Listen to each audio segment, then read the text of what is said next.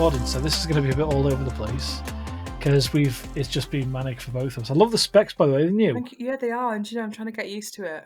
Yeah, I they're actually nice. need another pair.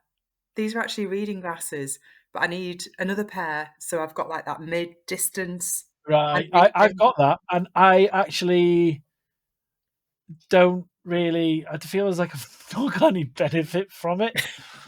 A few moments later. Basically, for anyone joining us, you'll might know that I've got a film called Pain. I've just popped it on YouTube last week because depending on when we release this, but I'm just showing Helen. She's the only person that not part of the production that's going to see this first. 2,000 years later. Love it. It's really violating that sound, isn't it? Yes. Because basically that splash, that sound, I had to find a sound of a splash of a toilet. I don't need to know how you got it. No. I didn't do Foley mix, but it was like I needed something come out of the water rather than go in. Because the funny thing is, when I did that sound, everything was going into the water, and it just sounded like he was taking a dump. Yeah. Basically. So you like it? I love it. I love the sound. Yeah. The radio we bought from a charity shop, and we bought the National Enquirer because he's like believing in, he still buys this shit, and then the slow pan shows that he's still fucking reading it. I was going to say. And then it's like, I came up with this science lab thing in Sorgel, so it took ages to light, and it was just like a lot of fun. So he had 2 pairs of underwear on. So he had this will actually go into a little video. So he had 2 pairs of underwear on, one with his sweatpants, and then he had a pair of Y fronts on. So telling a grown man you're going to be half naked on my toilet, it's without it being sexual, it was slightly interesting. But You're yeah, used Mark was to it getting by bored. now. Oh yeah. I've seen half naked monks in Moscow during a jaunt when I went there in 2011. Now and then drag queens in Blackpool, and now an ex-army sniper sat on my toilet, and I'm telling him to read a National Enquirer. So There you go.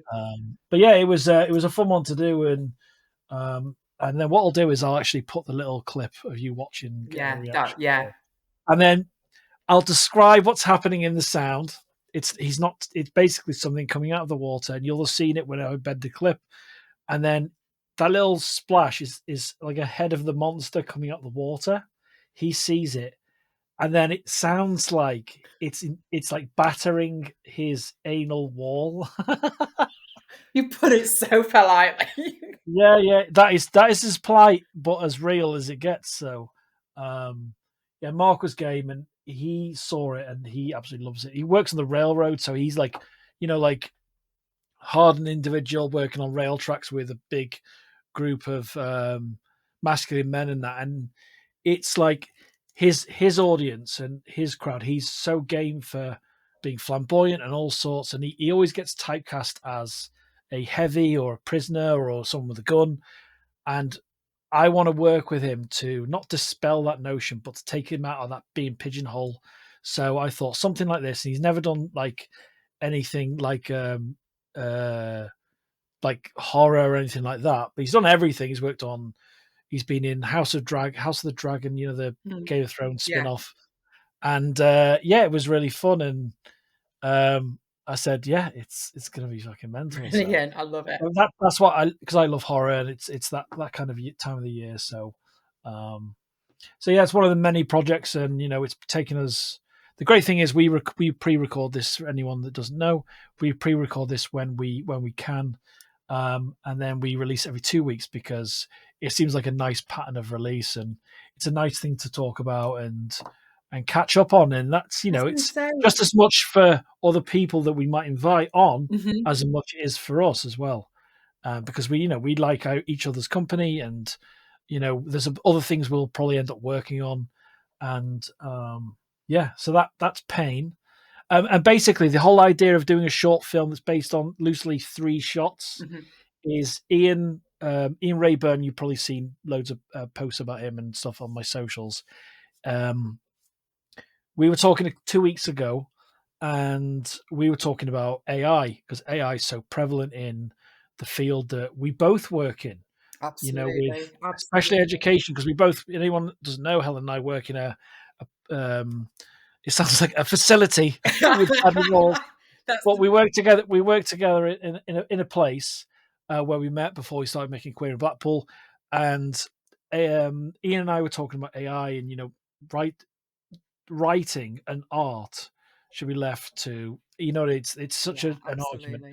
but when it comes to being a video professional, and even in as a in your field as well, you've got to be aware of what these things can do, because someone presents a piece of work, someone presents a film, someone presents a final dissertation.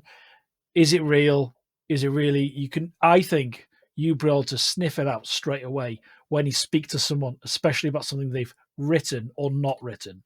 And Ian and I were talking about, you've got to be aware of the tools of the trade, so to speak, and where that trade off with using it as a tool that's effective, and where the soul's no longer present in the art or the work. Absolutely. And you see it all the time. It's called what's it called, not Nero. There's you probably see loads of AI stuff on social media now.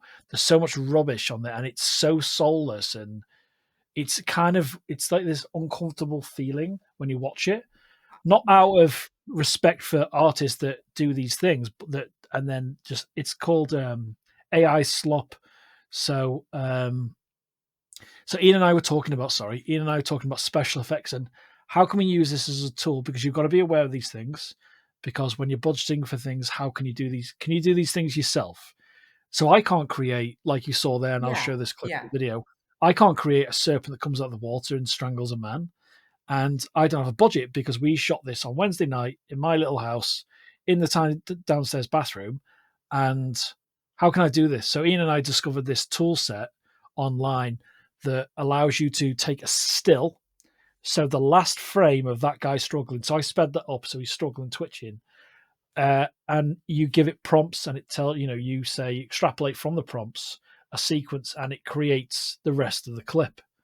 It's not perfect, but it's the only way we could do it without spending $5,000 on one shot. And I don't have that money. I'm an individual filmmaker, so if I saw what I produced 10 years ago, you would go, "Holy shit, what's that?" Exactly. Now imagine I created the whole film in AI, which is what's happening. Your take, there's something really kind of not just icky. It's not a moral thing. It's the inhuman nature of it, Mm. of art and creativity It's removing is, yourself from the whole process and the whole, yeah. Have you? whenever you make something, you can't help but leave a bit of you in it somewhere, Yeah. whether you Have intend you? it or not. 100%. Yeah. Yeah. Exactly. Like stories we've told Yeah. together separately, and I've have you kind of come across any? Because we don't have to turn this into a work chat, but it's a really kind of good subject to kind of have as an episode, as what we've done and going into AI and that and how it affects work. Have you come across anyone that is submitting work or work you're aware of that Yeah. without naming names, Yeah. kind of thing? And I mean, it's changing that much that, we're constantly writing new policies, what we will allow AI yeah, use for. So we're yeah, allowing some AI use. Um, but again, I've be very careful what I say, but I'm aware where people using AI fully to submit something. Um, it's creating all the piece of work, like as a tool set to help organize yourself with your notes. yeah, I can understand it, like a digital assistant. I can understand it. But if the core work, the written work, your thoughts are all created by a system that's not it, it's really like it's kind of, so it is inhuman. it's bizarre. And I have no like, there's a shot from, there's a company, I won't say the name of the company, but there's a lot of these sound design and where you get licensed music. Say I was a musician, I'd post it on this site, and you pay a license like I Mhm. use for my Joe job, so to speak, and we get music that's written by a person. Now a lot of these sites offer tools where it's called AI gen, and generate music, generate images, that kind of thing. And there's a lot of slop, a lot of horribleness. And I saw the sequence yesterday, and I saw it this morning as well, where a woman's riding a horse, big cloak, along a vista, and it was like a fake Lord of the Rings scene. Now, if you look at like Liv Tyler in the Lord of the Rings promo stuff back in the day, in early 2000s, absolutely epic.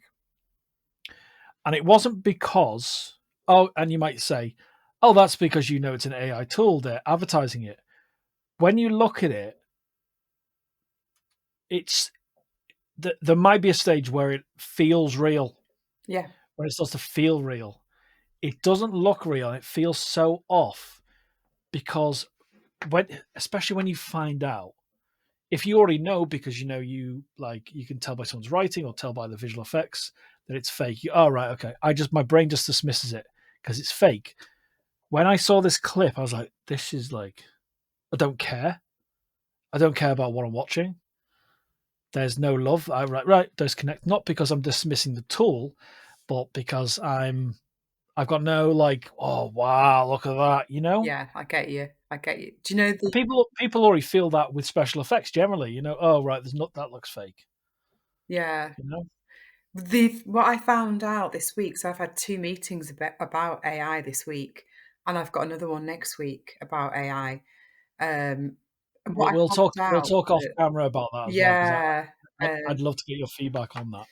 yeah, one thing I did find out, which was quite interesting, is that a lot of these AI tools, if you upload something, um, can you do this? Can you do that with it? It keeps your work.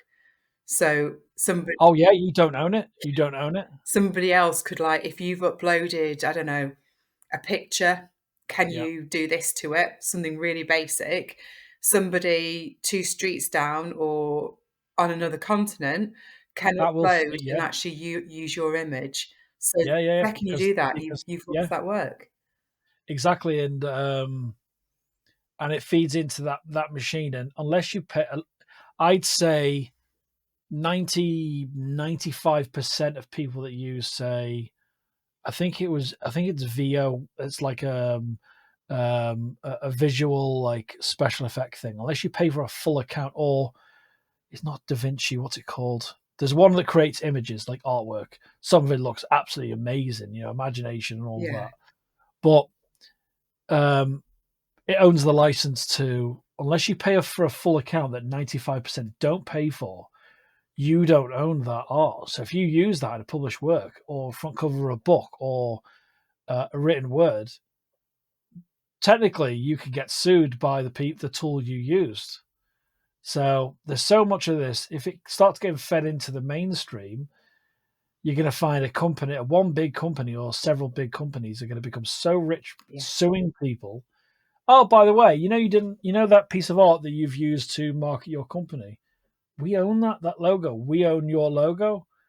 So there's, you've got to know what you're getting in for. It's And pretty scary and it's changing so rapidly. yeah, It's it's such a crazy. sad state of affairs, Yeah. So just to go back to the film, we wanted to use this as a tool to assist what we're already doing. And Ian and I both pay for this account, and we're just sort of just seeing what can be used as a tool to assist what we're doing, like something that would dictate notes, Yeah. Yeah. or something to help you with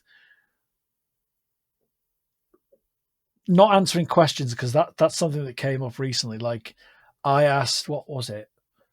I asked ChatGPT, can you, because one of the quiz questions for an internal marketing thing I did, and there was like 50 people there, was, can you name anyone that was part of the gunpowder conspiracy that isn't Guy Fawkes? And I think there's 14 people in Mhm. total. There was wives of people and all sorts that are counted as one of the conspirators. And I asked ChatGPT first, because I had it open up. I use it for notes and Yeah. because I can't articulate myself sometimes. Things I know like this I can, but a lot of the time I can't. So how do I articulate my idea to you for something else? And it didn't. It gave me like 10 names or something, and I didn't know the answer. And I'm like, okay, one of the names was wrong as well. I'm like, interesting. Okay, I looked up, did a Google search, and looked at a breakdown of a book of all the people and who they were and how they relate to each other. I'm like, people are going to get stats, and this is happening already. People are going to get stats. They're going to look at research for work. They're going to look at ideas, and give me an original idea for a film. It gives them an idea. You might actually be copying someone's work, and you don't know it. Exactly. Yeah. So it's insane, isn't it? It's absolutely crazy. So anyway, so that I didn't realize that we were going to end up talking about that. That was really good. But that's it. That's what I love about these conversations. We just don't know where we're going to go. We might have one idea and we end up somewhere else, and that's absolutely fine. And it's so prevalent now, isn't it? Yeah, absolutely, absolutely. And like fake news, I know the Orange Man uses the word fake news a lot, or the phrase, but there's you don't know what to question, you know. Like I've said this a million times. When I went to university, there's a couple of film related books and production things you read that are standard text, and one of them was about documentary filmmaking, and this relates to what we're talking about. And we've mentioned this before on other shows, probably another episode of this where we asked Adrian to walk into the shop in Query Blackpool, and the first documentaries were about fire crews. The very first documentaries, like how long ago? Over 100 years ago, when cameras were like Lumiere brothers, the cameras were being developed, like 1899, 1902, something like that. The documentary is about fire crews, and they were setting fire to empty buildings to film. So that is being shown as fact in 1900.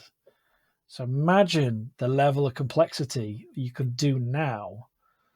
Like you could fake moon landing now and you wouldn't know. You know what I mean? But you know what? So those early documentary makers, I wonder what they would think of what we can do now. Oh, they were like, yeah, it's like in early 2000 there was a film called What Lies Beneath with Michelle Pfeiffer and Harrison Ford, and Robert Zemeckis, the director who did Back to the Future trilogy and Forrest Gump, he directed that, and he thought, what would Hitchcock do with today's tools?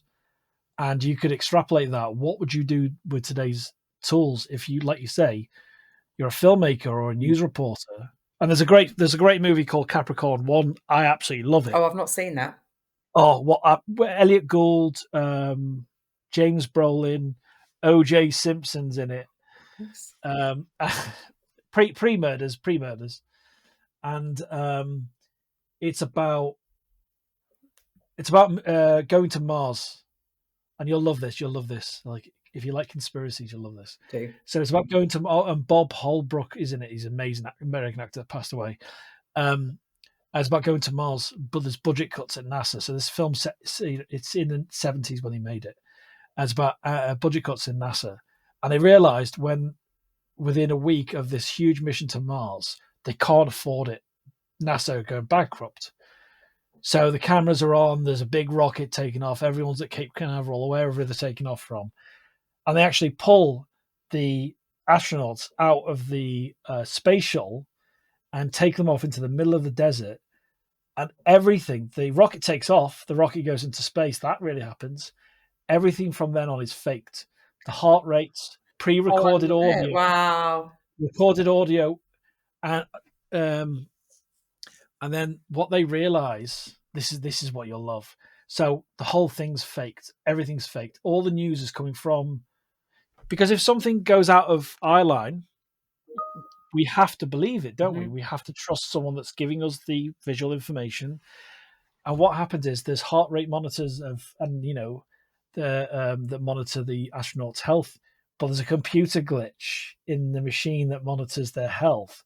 They're not really monitoring their health, it's a fake that starts to fail, and it puts out that one of the astronauts has died.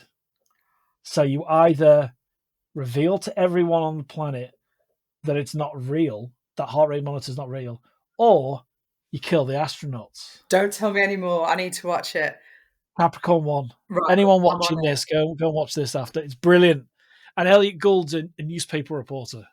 Do you know what? That's gonna Amazing. lead nicely on to a topic that I wanna discuss perhaps in our next episode. Yeah, absolutely. Yeah. That would fit really, really well. Yeah. So yeah, watch it before our next Right, recording as you're well. on. Okay, I'll watch it and then, Um, yeah, that will start the next I'll probably episode. watch it later now. Yeah, I love it. I absolutely love it. But yeah, it's so you see what I mean. Like anything can be. It's so kind of you can't just be a shut in though. Oh, I'll turn all news off. I'll won't read anything. But it's like if those people that there are echo chambers, there are truth tellers, there are people that lie. But if there's people that lie and spout hate and all of that, they have the tools to put it out there, and people start to believe it. Do you know what was a You bit know? bizarre whilst you were talking then? My Teams page just kept jumping up. Yeah, Maybe it's we're probably doing like, this into that's what it is. oh yeah. Oh yeah. Yeah, the misuse of AI, God, that's a horrendous Yeah. idea. It was just in case you could see any kind of Teams reflections in the recording in my You can glasses. probably see him. You can Yeah, probably see him in mine. Yeah, you can definitely see him in mine.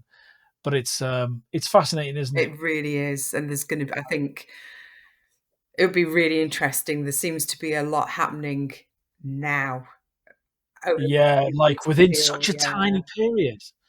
Look at the period we're talking about, Mm, and that was what in 19 was it? I might get the right year wrong. 1963, I think it's 63 that 2001 Space Odyssey mm. came out.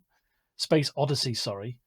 And HAL 9000, the computer that runs the space station, is AI. And it says, you know what? The best thing to do is leave the astronauts out in space and not allow them to come back in. It's and that was in the 60s. It's crazy. So, and then you got Terminator and everything else with Skynet and AI and all that. So, but if you have this in the front of your mind, when you're going day to day, you'd be so miserable all the time. Exactly. So Exactly. We're anyway, just massive maybe rant, living in a game. massive. Is it all fake? Is it all Oh yeah, and then there's that. What is it? Simulation theory. yeah, Are we actually in a simulation? yeah, watch the glitches. Yeah, Yeah. Watch those black cats that walk in front of you, like in the Matrix. yeah. Oh my goodness. Yeah. There's a whole thing in the Matrix. Oh, what did you see? I saw a black cat. Oh, that's a glitch in the Matrix. So yeah. Don't come and live at my house then. They just like wander about Oh like yeah. crazy. Yeah. We go cross-eyed looking at them. Yeah. Yes. Yeah. So yeah, I didn't even realize we were going to go down that tangent. Or No, it's but just it's all good. It's all it's so prevalent though. Like there's things we can talk about, and obviously there's we don't want to ever bore anyone with what we do for our Joe jobs, but it's super important that you're conscious of what the tools are, how they can help, and you feel good about it. As soon as you start to feel icky about using AI, you're probably doing something that's not quite right, exactly.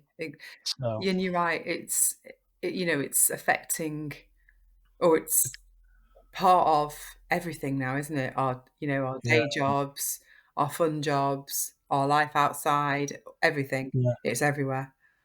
yeah, exactly, Yeah. yeah, So we'll probably keep it yeah, going, this conversation. yeah, 100%, Yeah. yeah, and don't forget what you want to talk about next week I as will well. remember. I know. Yeah, and I think you'll find it interesting. And I'm really excited to know a male perspective on it as well. Ooh, oh Really yeah, excited yeah, to know. 100%, yeah, So yeah. yeah, But don't tell me anything I'm about it until not. you're ready to Oh, talk okay. I'll about bring it it. up, and I want to know I if think that'd it's be just interesting, yeah. a female thing or if yeah.